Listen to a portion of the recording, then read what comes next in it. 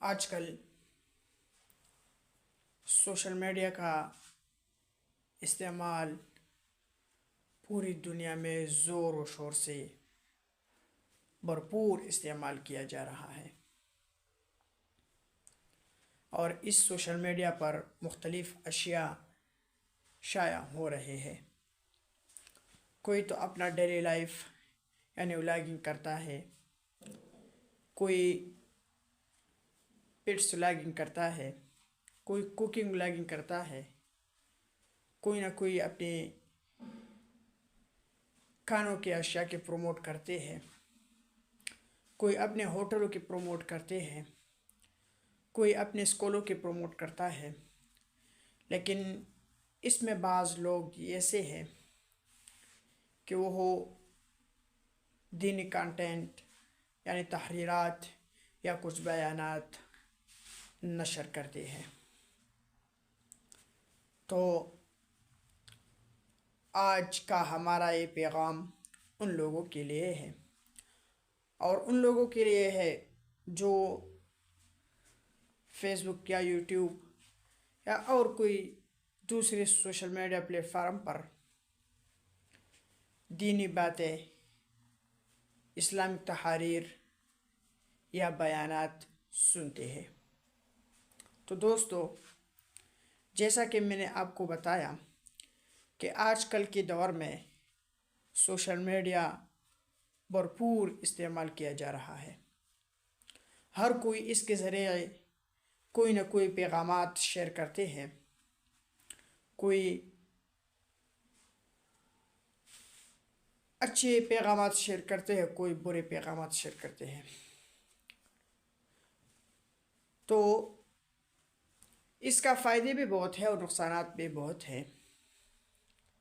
جیسا کہ ایک مشہور مقولہ ہے کہ جس کاروبار کا فائدہ بہت ہوگا تو اس کا نقصان بھی بہت ہو سکتا ہے۔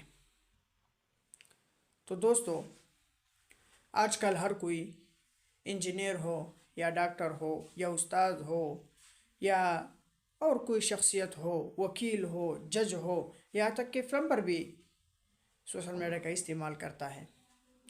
لیکن اس میں بعض لوگ ایسے ہوتے ہیں کہ جس کو استنجا کا طریقہ بھی نہیں آتے ہوں گے، لیکن وہ بھی اسلامک بیانات اور اسلامک تحاریر شیئر کرتے ہیں، اور اسے دین کا، اسلام کا رنگ دیا جاتا ہے۔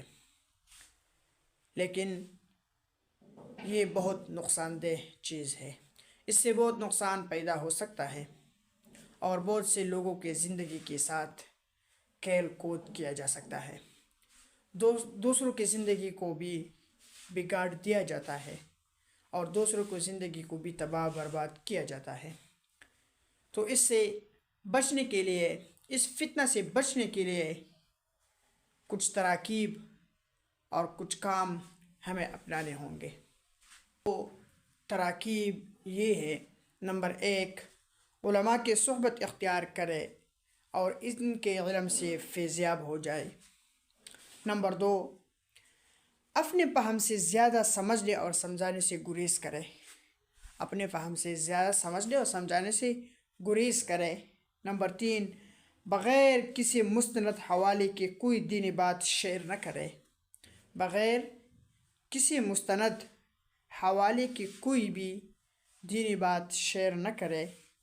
کسی شرعی مسئلے پر کی گئی انجان آدمی کی پوسٹ پر کمنٹ یا پوسٹ شیئر نہ کرے، کسی شرعی مسئلے پر کی گئی انجان آدمی کی پوسٹ پر کمنٹ یا ریکویسٹ یا ریپوسٹ نہ کرے۔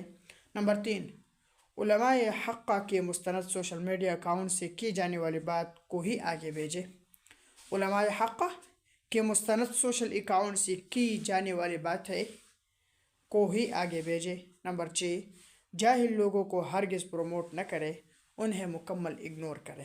تو یہ 6 باتیں ہمارے لیے بہت مفید ہوں گی، اور دین کے لیے بھی بہت مفید ہوں گی، اور اس باتوں سے وہ تمام جاہل لوگ جو دین کے ساتھ مذاق کر رہے ہیں اور دین ہی کو وہ بتا رہے ہیں اور دین ہی کے ذریعے وہ اپنے آپ کو پروموٹ کرتے ہیں، آگے جا رہے ہیں، اس کی بھی اس باتوں سے ان کا مکمل خاتمہ ہو جائے گا۔